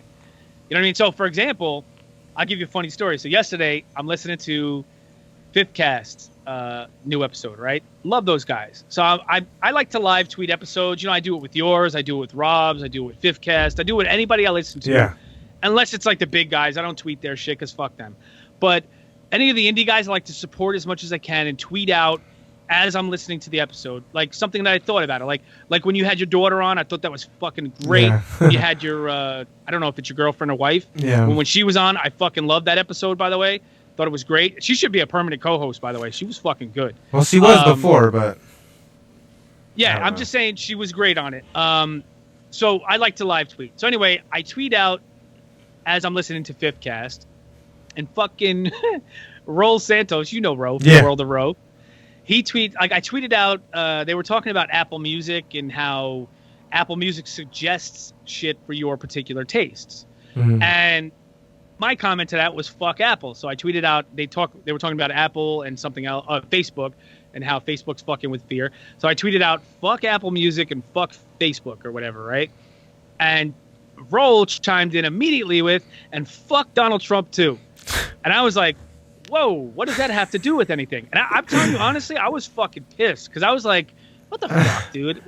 I'm having fun here and you're fucking it up with this Donald Trump bullshit. But I tried to make light of it, so I tweeted back in like, hey, what did, and I said in Spanish, the commander-in-chief, right? What did the commander-in-chief ever do to you? And then he went on a fucking tirade about Donald Trump and his policies against Mexicans. And I'm like, oh, fuck my life. Here we go. He done started something. So I'm like, yeah, he really hates Donald Trump. And that's fine, dude. But look, So I tweeted back and I'm gonna say, hey, that's all well and good, but what does any of this shit have to do with the latest episode of Fifth Cast? So be that as it may, it turned into a thing, and then I was like, fuck it, I'm turning off this episode, I'm moving on. So it kind of fucked up my day, and I was like, these fucking, I don't care if you like Trump. That's fine, dude. It's totally cool, but you don't need to fucking bombard Trump into my life, too. You know what I mean? Yeah. Like, I'm not a Trump dude, but at the same time, I don't really care either way. If that's your thing, go for it. But for him, he's just... It's a go-to. It's a go-to attack, in those types of situations. I feel like what it is was he's caught up in the political hysteria, and a lot of these people are, and they're just tweeting shit they're hearing from other people, and it's like, oh, God, dude, I know he says a lot of crazy shit. I get that. But how much of that crazy shit is actually happening? Not a whole lot. So let's ease up a little bit and realize, like, hey, he's a loudmouth. We get that. That's okay. But anyway, I don't want to be on politics, so let's change subject to something fun. I don't know. Fucking Mars, aliens, spaceships. There's a new moon on Saturn that is like super sustainable for life that people are talking about. Wouldn't that be cool? Yeah, I think so. You said Mars, right? Mm-hmm. So this week we got for the house or for the podcast studio one of those what the fuck's it solar called? systems? The tapestry? No. The fucking the little Oh, thing Alexa. Oh yeah, I seen that. I seen that you got that. We got the dot. The dot. That's the dot. We didn't get the big one. We got the little one that. Yeah. When you get inside. It's called the. So. Ask it if it gives information to the CIA and watch that shit shut down. Promise you. No, we've asked it. It doesn't shut down. Didn't? Nonsense. That's all bullshit. Was it? Yes. Oh. Yes, it's bullshit. Damn my son came down immediately. He's like, "Oh, you're gonna do that thing? That thing sends information to the NSA, CIA, FBI." And I'm like, "All right, whatever." So he's like, "Go ahead, ask it." So I fucking ask it, and it's like, "No, I do not send information to the CIA or whatever the fuck it said. It said something, but I don't remember what it said." And I was like, "Okay." And he's like, "Oh, it's supposed to say this." And I'm like, "That must have been fake. That must have been fake or fake old. News. Fake or old." There's nothing going on in our house that I would worry about the CIA and NSA knowing anyway. So. Yeah. Having said that, though, we did ask it. We went to one of those websites where it gives you funny questions. You can ask it. That'll give you a funny response. Yeah. So one of them was, "Alexa, will you marry me?" Uh-huh. For those who have an Alexa right now, they're fucking hating us because it's answering. What if you say, yeah, Alexa, tell me a story. Oh, no. Alexa, open the magic door. There you go. Boom. That's a great one. By the way, at the end of of this episode, you got to say that. "Alexa, open the magic door," and it starts fucking reading this whole journey. It's fucking great. Oh shit. And then you got to respond with it. You have options. You can fucking anyway. Point is, I asked the fucking thing. I said, "Alexa, will you marry me?" And the fucking thing says to me, "I'm sorry. I promised myself I would not get married until we colonize Mars." What? So, see what I mean? I was like, what? Oh, okay. Man, that shit would have blew my mind. I would have been tweeting like, about it. Oh, dude, it's great. I got to tell you, I was totally against it at first, but I kind of like it now. It's interesting because now I come home and I say, "Alexa, open Pandora. Alexa, do this." Or if I got a question about, like, "Alexa, who was the 13th president of the United States?" Boom, pulls it right up and reads it to me. It says it right out loud. Fucking great. Dude, it's one of the best inventions in a long fucking time. Wow. But she can't translate Latin. That bothers me. What? She can't translate Latin? No, she can translate Latin, but you have to enable the function. You have to download an external function to your phone. Your smartphone controls the dot, and then you tell the smartphone, yes, you can allow her to do this so that it can go to a third-party website and put in the information you're giving it, and then it'll read it back to you. What? So it is possible. It just, again, everything, it collects more information, and that's what makes people very uncomfortable. Me and myself included. I don't like that. Yeah. But if you have a cell phone and you're using Siri or you're using Safari or you're using Google, it's collecting your information anyway. Well, all Google's got on me is random search items and mostly porn, so I'm good. Nope, that's not true, dude. So I told you, we mentioned earlier, I got a new phone, right? Uh-huh. As soon as I got the new fucking phone, the Google not Google Maps, Google Street View. Okay, Uh-huh. Google Street View came up and said, "Hey, would you like to answer a few questions?" And I'm like, "Huh? Okay, sure." Click accept, right? As soon as it did that, it went down a list of places I had visited over the last 2 years. Oh my God. Everywhere I'd been.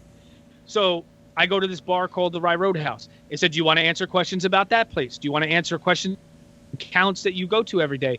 And it was like generic questions like, do they have handicap access? Do they have unisex bathrooms? Do they have, are the people friendly there? Oh, yeah, it asks all kinds of stuff. Oh, my God. Are the people friendly there? How would you rate the wait staff? How would you rate the employees? Do they have ample parking? Is it a small place? Is it street parking? So it's collecting all of this data, right? So at first I was like, oh, I'll answer. This is kind of cool. I answered about 5 of them, and then it came up with shit that I haven't been to in years. Like Matthew's Dentist. When was the last time we were at Matthew's Dentist? Probably a year ago? 3 months ago. No. Oh, yeah, okay. So 3 months ago. So even that. So 3 months ago, I was at my son's dentist. I guess he went for a checkup or cleaning or whatever. And it was like, do you want to answer questions about this particular event? And I think I know what you're talking about. I think that I've noticed it recently on my phone every time I go somewhere. Like if I go to a restaurant to get a burger or go to a Mexican place or I go to Walmart, I'll get this notification saying, it'll have the name of the place there and asking me if I want to write a review of it. Is that basically what you're saying? No. It's not writing a review. This was asking me specific questions about that place. So I've had that before with the review. Like, you show up at a place and it's like, oh, shit, you're at fucking Applebee's. Yeah. Would you like to write a review of this Applebee's? No, I don't. Yeah. Fuck off. I delete it right away. But this one was specific questions. It was from Google Street View. And apparently they're using that data to then sell advertising for that, that location. So like if that location called them up and was like, hey, we want you to steer traffic our way. And they're like, well, we've got already 10,000 reviews collected, or not 10,000 user information collected, all this information. We can use that to structure a marketing plan. Yeah. So, great wait staff, street parking lot, whatever, all that kind of bullshit. So yeah. It's crazy, man. That shit's deep, that AI shit, man. The AI is, if AI takes off like it's supposed to, it'll surpass us. It'll surpass us by a fucking 100,000 years within a 5-year period. Because it's an infinite learning loop with AI. And we're not an infinite learning loop. We pick and choose what we want to learn, and if we even want to learn. Install a chip.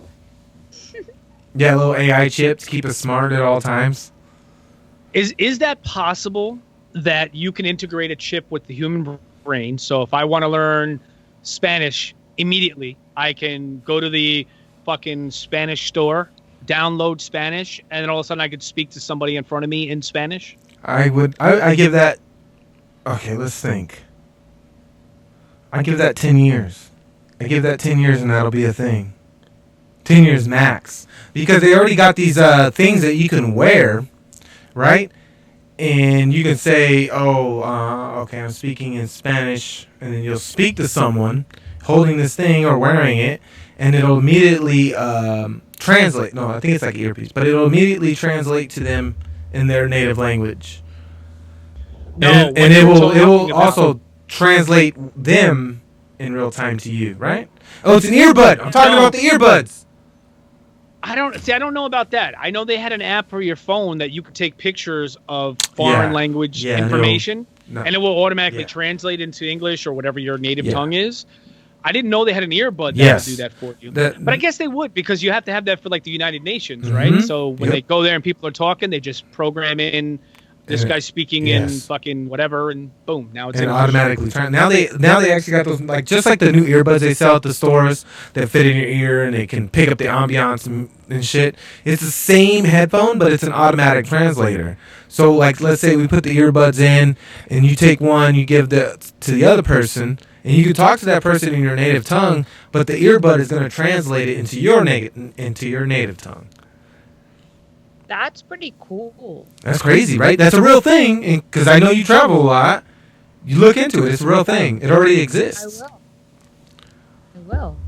Dude, that's fucking incredible, actually. Huh. That somebody was smart enough to create an app that they then could use to, I guess, some sort of like speech patterned robot to then send it right to your fucking ear from whatever your device is that's hearing it.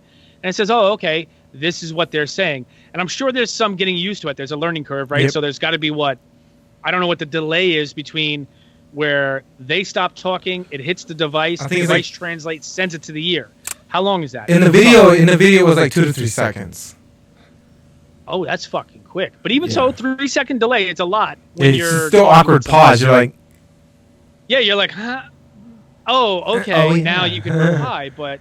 Yeah, it does feel weird. So I would say... I would say 10 years until you're just uploading shit into your brain.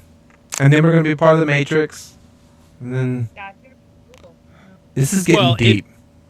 If they get to the point where they can send data directly into the brain, right? How long is it after that they can export data from the brain into a computer? Well, I would say 10 years. Because, again, just recently they basically created a quantum computer that transmit data like our brain does. This is a new development in the MIT world. And integrating devices into our fucking gray matter, I'd say it correlates. It goes hand in hand. 10 years. I would say 10 years, because technology is advancing every year at an exponential rate. It's like momentum. It's just continuously fucking plowing through, and we're just ingesting it like a motherfucker. Ray, you're one of the few that are against it. You're the rebellion. You're the guy saying no, not the sex robots and the AI. And then you got the other guys that are like, yeah, more sex robots. Hold on. What bothers me about the sex robots, right? And Danielle put it into words yesterday because she came across a story where they just developed the first male sex robot, right? Uh-huh. So when I say the first male one, like it's anatomically, is that the word? It's anatomically. It's anatomically correct. When you touch it, it feels like skin. Yeah. It's not indistinguishable. Yeah, it's indistinguishable. Like when you look at its eyes, they look like human eyes. Like it has, on the male bots, they put like things that they wouldn't put on the female bots. Like the female bots are perfect, but they give flaws to the male bots, like a scar or freckles. Make them look tough. Yeah, exactly. You know, like they've lived a life, and that's creepy. It's weird because you think like, oh, sex bot would be awesome. You know what I mean? That would be so much fun. But then it's kind of weird because you're looking at this thing and it's almost lifelike. Ooh. And it changes it. It changes it because I've always been like, yeah, why not? It makes it feel like rape. Try anything, huh? I said it makes it feel like rape. It does. Well, it does. To me, it doesn't feel. I don't think it would feel like rape, right? What I think it would feel more like or appear more like is necrophilia. Yeah, you got a dead person laying right there, and you're fucking something that's dead. It's not alive. It doesn't, like in this particular instance, it was just like a doll, right? It did have some. I think it had some motor function, but not a lot. The only motor function I think it had was that it can get erect for the male. But you can move, for the male, and you could move its arms to touch you. But right. But you're moving the arm. That's creepy. Like. See, now I would imagine that they would at least build in a thrust option for it to be like, you just stand it up against the wall and you get there and then it fucks you doggy style and it's thrusting at the hips at least, See, that would be nice. Go ahead. That would be nice, but it would still be creepy. Yeah, it would. But that's the weird thing about sex bots, right? Is that again, you're dealing with a non-real. I don't know. I just don't like the eyes that are looking at me. And what the fuck is this? Like, I don't want to. You don't make an eye contact with it. Cool. Yeah, I don't want to make eye contact. That's terrible. Oh shit! I gotta be really fucked up and come home and be like, you're getting it, girl. That's it. You better look at me right here. That's right. Look at this dick. That's terrible. Anyway, all right, man. Shit. Why don't we wrap it up here? Because yeah. Oh shit! It got weird. It got really weird. It really did. Well, Thank you guys for joining me on this episode. This is a YouTube-only episode, by the way, so it's only going to be available on YouTube. I'm trying to build my YouTube viewership, but, I mean, you know, it is what it is. Fuck you, I'm going to bootleg this bitch and put it out. Yeah, handle. Rip it. Rip it real good. All right, you guys, thanks. Bye.